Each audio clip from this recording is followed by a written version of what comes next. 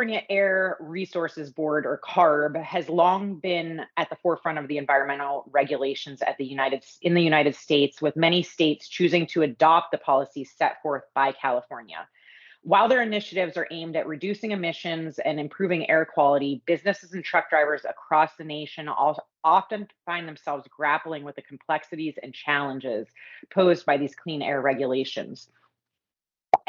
It's very confusing stuff, and we're lucky to have people on our team like AIM, like Dan, who are here to provide us with resources. At AIM, we're in the business of providing transportation solutions, be it in the form of leased equipment, dedicated contract carriage, maintenance programs, freight brokerage. The list goes on. If your business delivers a product, AIM can be an asset to you. Beyond these solutions that we provide in the form of transportation, we're also an information provider. We operate our own fleet of vehicles, so we know what you guys are all up against. We currently maintain over 11,000 vehicles nationwide, and about 400 of those are in our integrated fleet. So we also employ our drivers and operate them throughout the United States. So we share a lot of the same struggles as everyone on the line. If you're a customer, a prospect, an OEM, another transportation provider, we're kind of all in this boat together. An incredible resource on our team is our Vice President of Sales Operations, Dan Fleming, who's also our host today. Dan is an absolute savant when it comes to alternative energy, and he's piloting Team AIM through the choppy waters in these regards. Dan also, he really puts his money where his mouth is. He drives an electric vehicle himself. So he, from top to bottom, personally and professionally, knows everything there is to know about alternative energy. Dan holds a BA in economics from Georgetown University and MBA from George Washington University. He's responsible for supporting AIM's sales team with technology services and manages AIM's relationship with the industry's top, most recognizable brands. Dan works closely with our OEMs on making the best decisions for AIM and AIM's customer when it comes to the future of commercial vehicles, whatever that's going to look like. Dan began his career as a lobbyist for the Truck Renting and Leasing Association, TRALA, opening an affiliated leasing company in the Metro DC region prior to joining the AIM family. As of late, Dan sits again on the board of TRALA, so back to where he came. He's still obviously here with us at AIM and overseeing our alternative energy programs. And I just want to say, for some context, overall, there has never been a better time for businesses to partner with a leasing provider than now. There is so much uncertainty surrounding these ever-changing regulations, and AIM has the resources and the skin in the game to stay ahead of it all. So we're really happy to be able to share our information, our knowledge, and what we're looking at the future to be here with you guys today. So with that being said, I'm going to pass the mic over to the real expert here. Dan, when you are ready, the floor is yours. Yes, thank you so much for that kind intro. I'm just going to correct you one time. I would not say that I know everything there is to know about alternative fuels, but I hope that I know enough and can provide some of that that resource to you. But what I do know is where to get the right answers. And the one thing I will say is AIM also knows where to get the right answers. That's what we're here to do, is to provide our area of expertise to you. And so our relationships with our vendors and some of our key suppliers is critical, and we can bring that relationship to bear to answer your questions or solve any problems that you have. So thank you again for that kind intro, Jess, and we'll get started. I just want to start out quickly to say that despite everything Jess said, I'm not an engineer, and I did not stay at the Holiday Inn Express last night, so I know a lot about these topics, but I'm not the absolute expert. But again, AIM knows how to get you help. I did just also want to mention, though, that this webinar is for general information purposes. Many of these rules and regulations are changing regularly, sometimes every day. So I want to be careful and say that we're not providing you legal advice as to exactly what to purchase or how to operate your business. But we would like to partner with you and navigate these choppy waters together.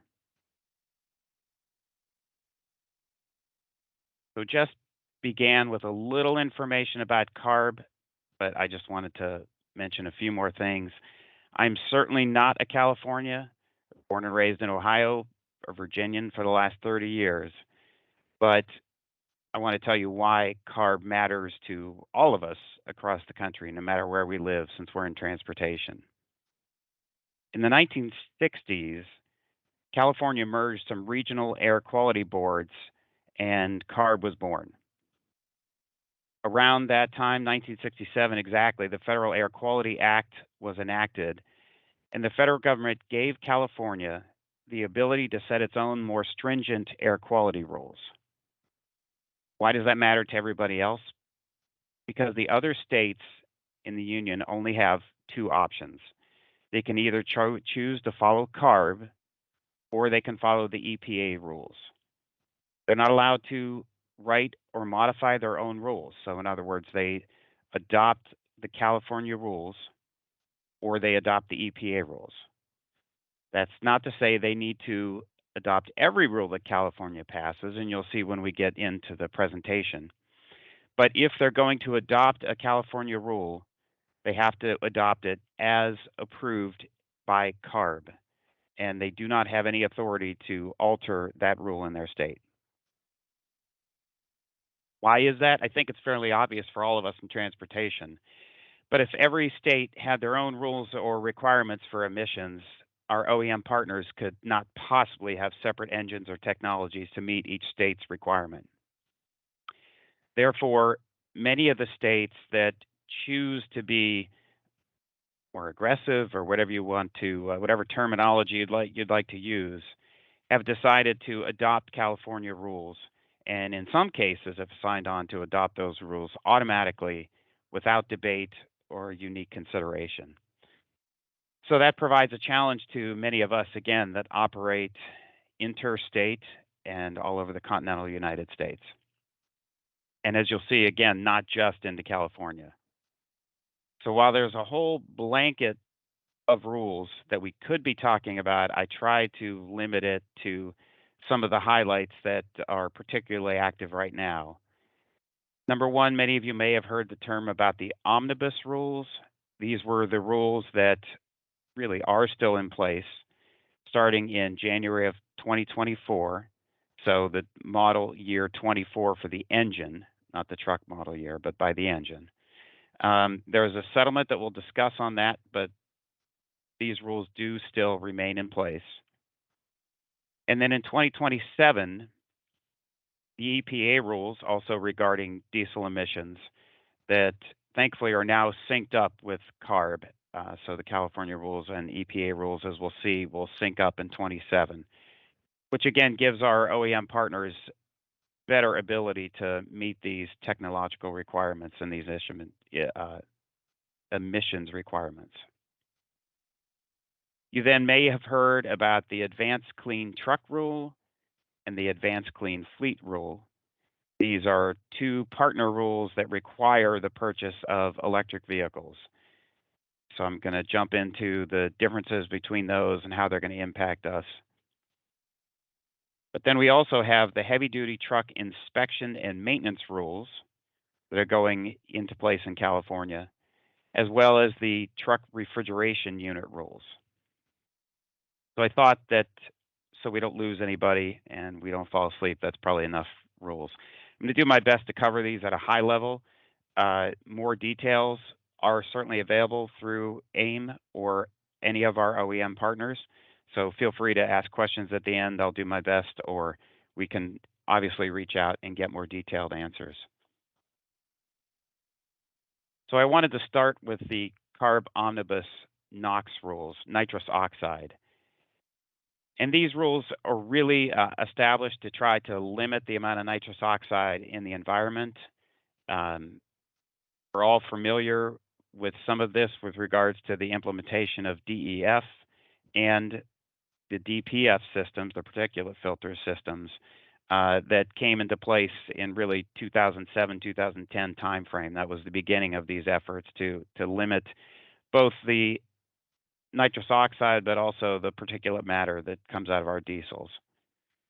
So this rather complicated graph, and again, if anyone wants to get into the weeds, we can certainly work with some of our partners, including Cummins, who was kind enough to provide this information.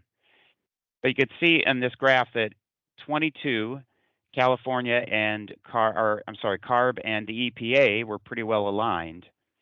But in the original omnibus rules, you can see down there in the bottom in the box in the middle, CARB was asking the manufacturers to produce an engine that significantly restricted the amount of NOx that currently could be emitted.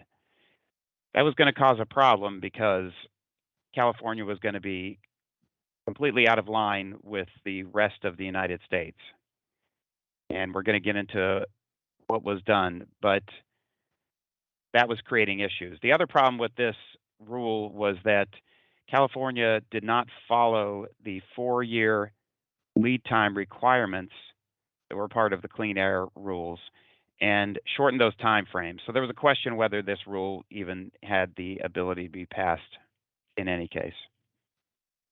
Originally, California and Oregon were the only two that had adopted these rules and are going to be out of line with the rest of the country. And it would require essentially a unique engine for calendar year 24, engine model year 2024, which frankly, the manufacturers were not going to be able to meet those deadlines and offer products in such a small area such as California and Oregon.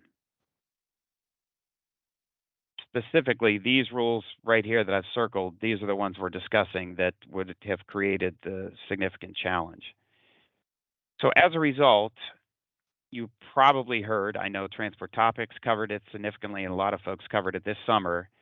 The engine manufacturers settled with the state of California for a compromise. This detail is provided by our friends at Freightliner, but essentially all of this information is publicly available from anyone. So prior to the settlement, as I say, CARB rules were going to be 0.05 grams per horsepower, brake horsepower per hour for calendar year 24. And essentially, the engines weren't going to be available. So California was going to be faced with not having diesel products available to be sold into the state. So what this settlement does is it aligns the EPA diesel rules and the California rules in 2027. Obviously, that's great news for all of us because we can have one engine product that will be available in 27 to meet all the rules and not have to have a special California engine. Therefore, as our friends at Freightliner state here, it clears the pathway for California diesel products still in 2027. What it really does is adjusts that rule between 24 to 26 that California had in place that was going to limit the availability of diesel in that area. Now, California has not eliminated those rules on their books, but this settlement, this memorandum, states that they have agreed they will not enforce those rules in California. So I think everybody in the industry is operating under the assumption that it's business as usual in California with some limitations through 2027. As a result, as Freightliner points out for us on this slide, that has a large increase in available units that will be allowed to enter in California. You know, the number of units that would have been available for the specialty engines would have been almost nothing. So what did the manufacturers agree to do? The manufacturers agreed to comply with the CARB rules regardless of the outcome of any legal challenge. This is not unprecedented because, as I mentioned before, in 2007, I think a lot of folks that have been in the industry for a while remember some of those first clean trucks that came down in 2007. If you recall, some manufacturers part of that settlement and introduced that technology in 2007, while other manufacturers, a manufacturer out of Japan that comes to mind, were not part of that settlement and were exempt from that mandate until 2010. Therefore, we have an experience of where this settlement was in place and everybody did comply. So they agreed to comply to the low NOx rules for 2027. Manufacturers also agreed to comply with the zero emission vehicles mandate that I'm going to cover in the next several slides. and they've also agreed to comply with the CARB warranty rules. Finally, manufacturers agreed not to challenge these rules in court. So I think some of you might be aware that there had been some legal challenges in the past, and I think a lot of folks in the industry still expect some legal challenges to come in the future as these rules come online. But the engine manufacturers, as part of this settlement, agreed not to be part of that. However, as Freightliner states here, and I think all members of the Engine Manufacturers Association would agree, it provides a pathway to diesel products. It allows for diesel products to be sold into California and operated in California between those years of 24 and 26. And it provides some certainty for fleets. So I think overall the industry agrees that it was a necessary settlement. And while this chart is very complex summary of everything that's out there provided to us by our friends at International, don't worry about the details of this, but what I wanted to point out there is that green box. That's where in 24, 25, and 26, you see California differed from the EPA rules. And then what I have circled in red, this is where California has now changed their rules after 27 to align with EPA. So again, the point of this slide is not for you to have an eye test, but essentially for you to understand that the great news on this settlement is that California and EPA rules are aligned. So what are those EPA rules in 2027? The CARB and EPA rules are for NOx of 0.035 grams, and then you see the low load cycle and the idle rules. But mainly, as I've already said a couple times, they're going to be in alignment in 2027.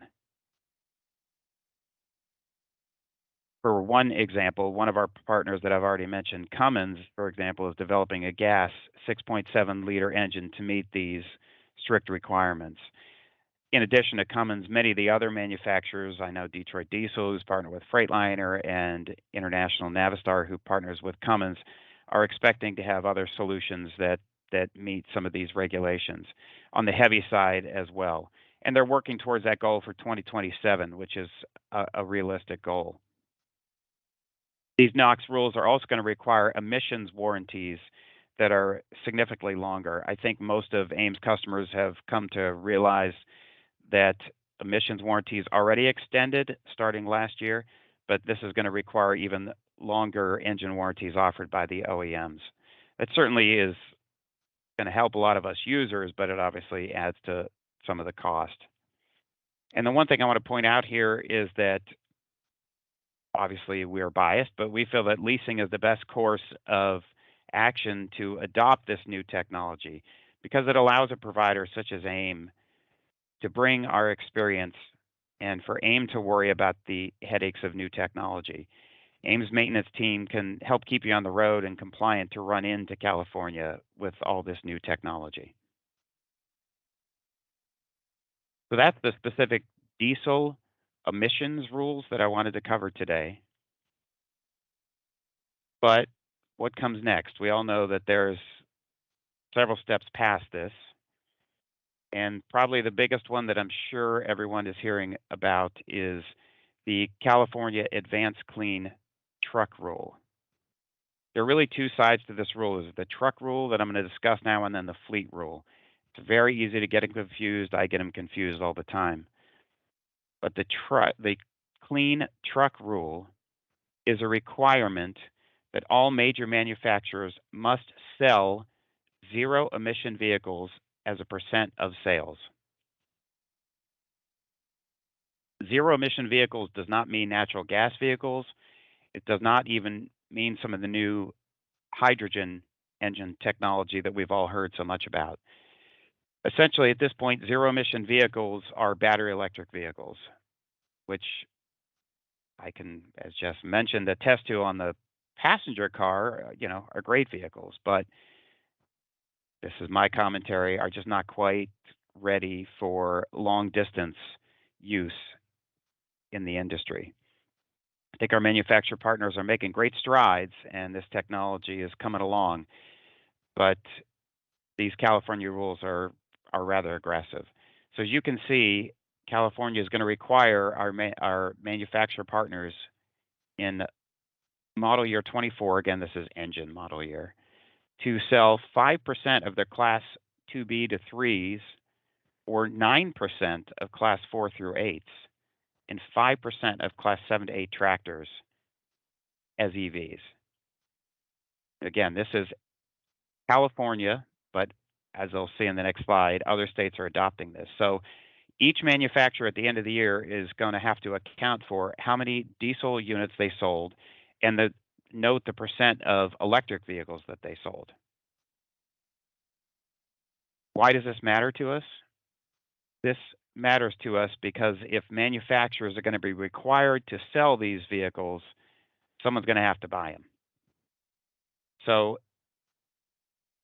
this is not a criticism. It's just the reality. Manufacturers are going to be required to ask fleets, such as all of us on this call, to buy a percent of our orders as EVs. Again, no criticism. It's just simply manufacturers having to adopt these rules. So we see a day in these states that I'm going to discuss here where if we are going to lease to you or you purchase vehicles in these states, a percent of those purchases would have to be EVs. So if you needed 10 trucks, 9 of those trucks could be diesel, for example, but one would have to be an EV, and they wouldn't be allowed to sell you the diesels unless they sold you the EV. As you can see from this, what states have adopted this clean truck rule? Well, California, Oregon, and Washington, not surprisingly, the left coast has adopted these. But so has Colorado, Massachusetts, New Jersey, New York, and Vermont, and Maryland, if I left anyone off there. And then which states, other states that are in the process of adopting this rule are Connecticut, Maine, New Mexico, and North Carolina is considering it. And then you can see the other states in gray, the District of Columbia and Hawaii, as well as Nevada, Pennsylvania, Rhode Island, and Virginia, my current home state, are potentially discussing adoption of this rule as well.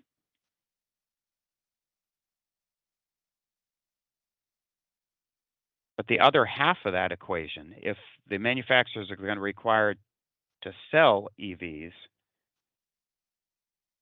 these rules are going to require us to buy or lease EVs as well.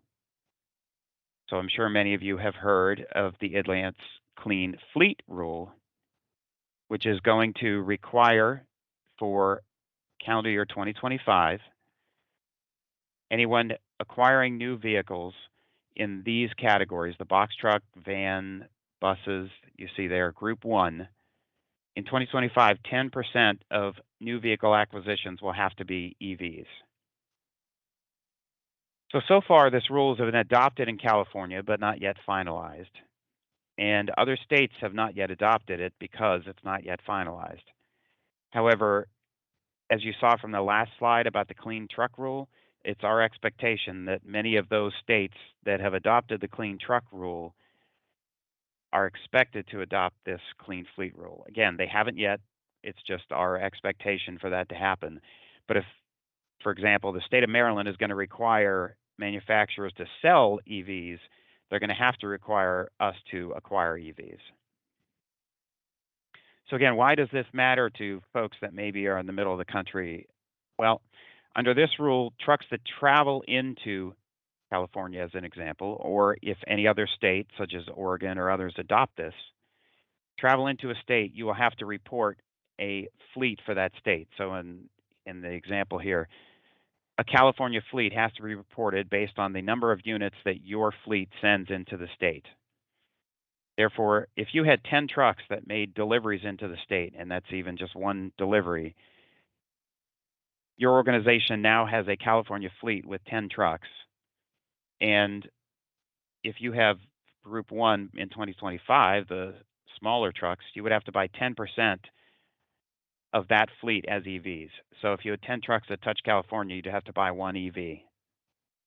You see, it really starts to ramp up by 2027 where we're now talking about day cab tractors making deliveries into California.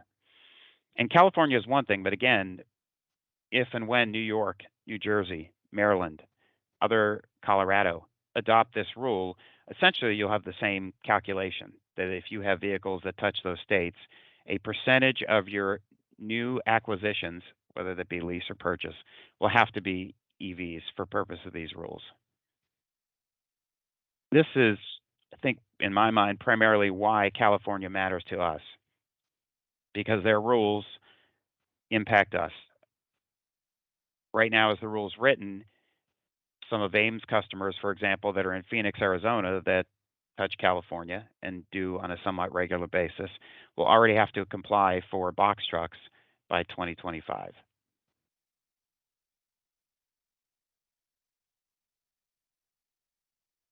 So moving on from EVs, just to keep us moving through the different options, is the clean truck check, otherwise known as the heavy duty inspection and maintenance rules. The stated goal of the clean truck check is to ensure that heavy duty vehicles operated in California are well maintained and repaired to hopefully promote a level playing field. These rules, as you see on my slide here, implement roadside emission monitoring, improve testing procedures, as well as use of the onboard diagnostics, emissions check and data reporting, and compliance verification. And we'll show about the compliance verification. It's somewhat complicated. I can state certainly that Ames trucks will pass these inspections. We operate as the leasing industry some of the newest trucks out on the road. The rules require less than 5% of opacity or smoke from trucks. This is controlled through the current DEF and DPF systems. So this clean check rule is not essentially a new rule or new technology that's required on the trucks. What this is, however, is to ensure that trucks are complying with these rules. Because right now, there are plenty of exemptions and ways to get around compliance by running older trucks that are, as California would say, contributing to pollution. So what this inspection and maintenance is really designed to do is get old trucks off the road and make sure that new trucks are working properly. Again, as long as you're leasing a truck from AIM or say any of our other national lease partners, your trucks are going to comply with this. But what the rule requires us to do is to have these inspections complete, and you have to report a California fleet. So just to run down a quick timeline here, they've already started in 2023 with remote screening. So they have stations set around California where they're checking emissions from vehicles, taking pictures of license plates, and reaching out to folks. In 2023, you also see they're establishing a clean truck check database system. So we're already being contacted to start to register trucks because by December 31st, 2023, vehicle operators will need to complete registration of their vehicles in the Clean Truck Check database and pay a $30 per vehicle fee per year. What this means is that if you're going to have a truck that's going to run into the state of California, and so far this rule is only for California that I'm aware, it's not been adopted by any other state. You'll have to, in advance of sending that truck into California, have it pass a heavy duty inspection and maintenance and pay a $30 fee and register with the state of California. Again, AIM is we're getting set up to provide these inspections, and so far these inspection rules are not yet complete. So this is my commentary. I think they might have to postpone some of this fee, but nevertheless, the registration portal has opened up and began. So you'll have to have an inspection and show proof of an inspection that you have passed for the vehicle to be able to operate anywhere in California. Most vehicles are going to be required to undergo one periodic compliance test next calendar year, 2024, And then starting in calendar year 2025,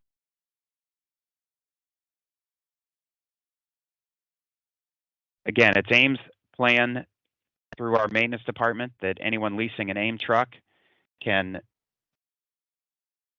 be to have that inspection taken care of by AIM at an AIM facility, and we will certainly guide you and work with you to register your truck with the state of California. But the California rules specify that it's the operator's responsibility to register that. So AIM's here to help. So what exemptions are there, you might say? Well, the answer is very few. The only vehicles exempt from these rules are battery electrics, military, emergency vehicles, motorhomes, and new vehicles that primarily run natural gas engines if they're less than 4 years old. So essentially anything that is not a federal government vehicle that burns diesel will be part of this program. Again, I just want to say AIM is here to help. Our maintenance staff is gearing up to provide these inspections for AIM vehicles and again, help you to register these vehicles in the state of California. Now, how will this be enforced, you might say? The folks that are receiving your goods that you are delivering in the state of California are going to be required to report the trucks that are making the deliveries. So if you are making a delivery to the state of California, the recipient of your load is going to be required to report the information to CARB on the truck that you use to deliver your product into California. Essentially, they're passing enforcement down to receivers. So the receivers are going to have to report the information, and you'll see this is not the only place they're going to have to do this. Report this information to CARB, and then CARB will, I'm sure, gladly reach out to you if you're not in compliance. So I hope my message here is that AIM is aware of this, ready to comply with this, and ready to assist our customers to comply with these rules.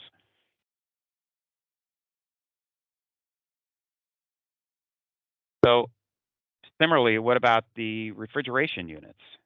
Well, there are several programs here in California that are essentially going to operate in a similar way. CARB truck refrigeration rules, though, are really clamping down, but they're going to enforce compliance in the same way as the heavy-duty emissions inspection program.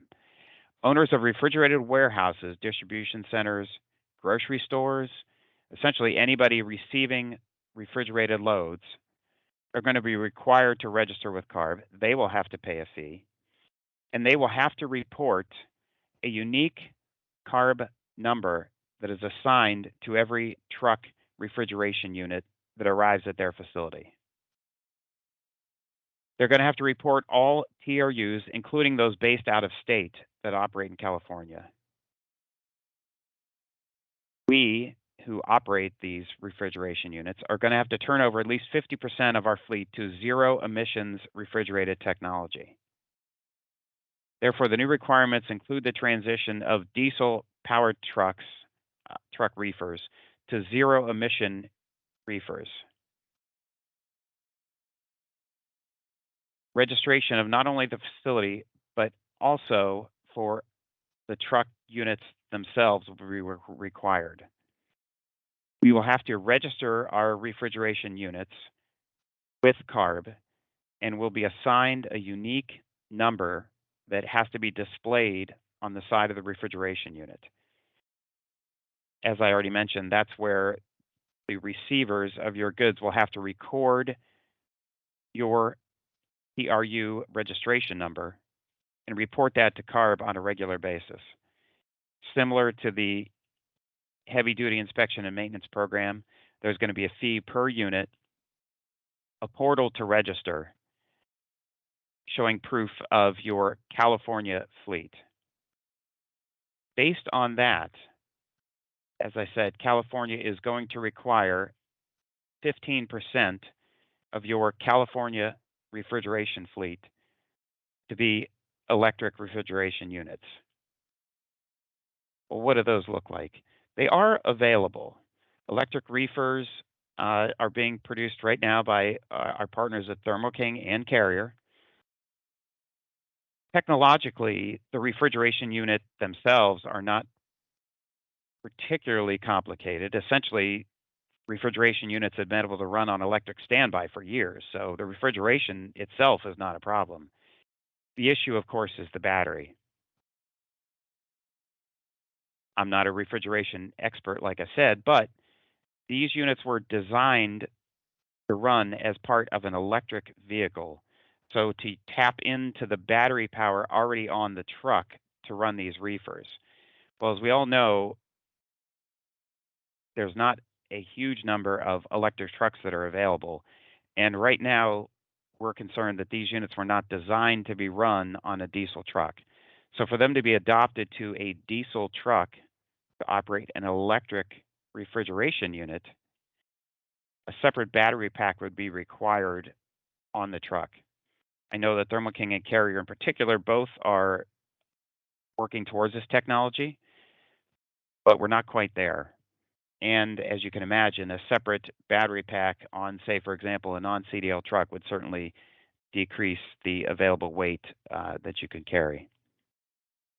But just to mention, the Thermo King E1000 all-electric reefer unit is certainly already available for classes 5 through 7. And then Carrier offers their Super E-Cool series for straight trucks as well. I do want to mention within these rules about trailer units. The current trailer rules do not yet require electric trailer reefer units. However, they do require specific emissions to be met by those units. AIM has made the decision several years ago that we are recommending to all of our customers to only operate the California compliant trailer refrigeration units. So if you're leasing trucks from AIM beginning several years ago, your reefers comply. However, as I've already mentioned, we will need to register, or you as the operator will need to register those units in order to be able to operate to California. Again, we'll pay the fee and be assigned a unit number that is displayed on your trailer or truck unit, which then has to be reported by the receiver of your goods. So that's a lot of information. It was my goal to stay high level, to not get too much in the weeds, but I also wanted to provide some time here at the end for any questions that I could try to answer, or if I don't have the answer, for us to gather more information. So with that, Jess, I'd like to ask if there are any questions about the data that I covered today. Any questions for Dan? Well, I think this is just an indication of how thorough you were, Dan. So um, I thought that was incredibly informative and presented in a way that was very easy to understand information that is very difficult to understand. Um, I am recording the session, as I mentioned. Tomorrow, I'll send out an email with a link to that recording for you all if you want to revisit it or share it with anyone in your group. I'll also attach a copy of Dan's presentation if Dan's comfortable with that. Oh, we have a raised hand, Scott Mokler. Yeah, Scott? how do they define fleet? Yeah, they define fleet, California, you mean, specifically by the number of units that touch the state. So, for example, I did an analysis of AIM's rental fleet last year, and we, for example, had 20 straight trucks that touched California last year. So, therefore, we as AIM are required to purchase 2 EVs to comply with that particular rule. But essentially, what they're going for is any unit that touches their state. And again, you see this comes into play not only with the EV rules, but also the heavy duty inspection maintenance rules and the TRU rules. Was there a Right. particular rule that you were concerned about? I'm just trying to understand, like, is there a minimum that they consider a fleet? Is it more than one truck? Are They, other states adopting this same definition? they consider it to be one truck as a California fleet. So obviously, if you have one truck that comes in with regards to the EV rules, you're not going to buy 25% of a truck. So, obviously it's starts to ramp up as you get 4 trucks. Gotcha. But again, my concern is not only California, but the other states we already discussed, such as Colorado, Oregon, Maryland, New York, New Jersey, which certainly I think most folks on these calls make deliveries into one of those states. And so then as these other states adopt those rules, well, we then as an industry have to report a California fleet and a Maryland fleet and a New York fleet and a New Jersey fleet. So that's more to follow. And my Thank friend, you. Mr. Maloney has a question.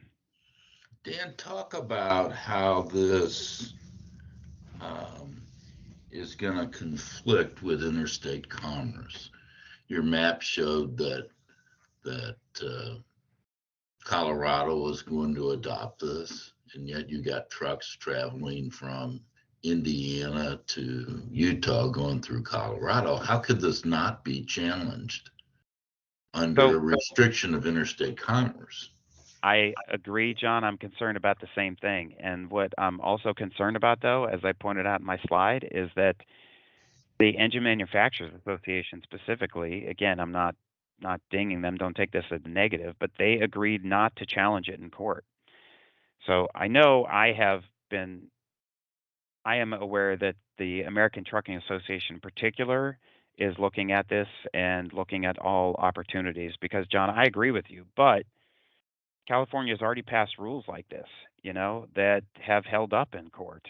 And not to get political, but let's just say that the current administration certainly supports these rules and the federal EPA is behind them.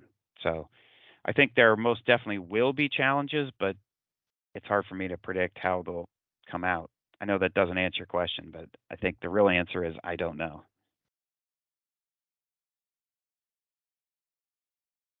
Did I see Chelsea, China? Yes. Hey, Dan, I have a quick question about the true regulation. Mm-hmm. So we see with ACF and ACT, there's kind of accountability for fleets and OEMs, but for true, is there any requirements for OEMs? Okay, I'm not aware of a requirement for OEMs to sell a number. But what's interesting to me is this is the first time I'm aware of where California is using the recipient of our good as the enforcement, whereas they're going to require anyone receiving product to essentially record and write down. And that's not only grocery stores and warehouses, but also freight brokers are specifically in there as well. So if a freight broker books a load into, say, California, they're going to have to report the TRU number that is assigned. And obviously, California is doing all that to track the number of refrigeration units that we have so that they can then, in turn, enforce the requirement to purchase electric refrigeration units. Okay. Thanks. So I do, Chelsea, just to piggyback on that a little bit, we do expect there's going to have to be some waivers granted. I think that's how California is stating it. They're not going to, in my opinion, they're not going to issue any blanket waivers, but they're going to require us as individual operators to uniquely apply for a waiver. So Chelsea, for example, I know you all run significantly in California. It's clear that there's not enough refrigerated units available to run on diesel products. So we're going to have to ask CARB for waivers. But it's my understanding that we're going to have to ask on a fleet by fleet basis, that they're not going to be just granting a blanket waiver to everybody. Okay, that's helpful. Appreciate it. Thank you for the question.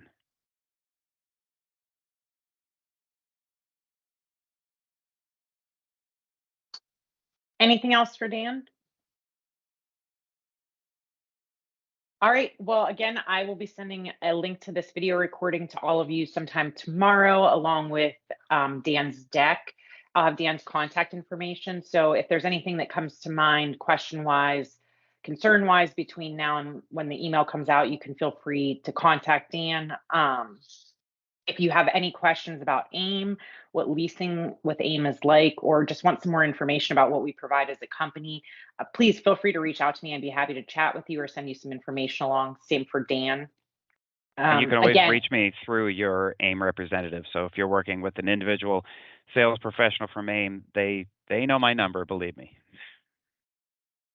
absolutely. And I'm just a closing thought overall, like I said, there has never been a better time to lease your trucks, to have a partner to navigate these choppy waters with, and AIM's definitely the right partner for you. So feel free to reach out to us at any time. Thank you, Eduardo, for joining us, and for the congratulations to Dan. So I hope everyone has a wonderful rest of your day, and I'll talk to you all soon. Thank you, Dan. Thank you, Dan. Thank you very much. Thank you. Thanks, Dan.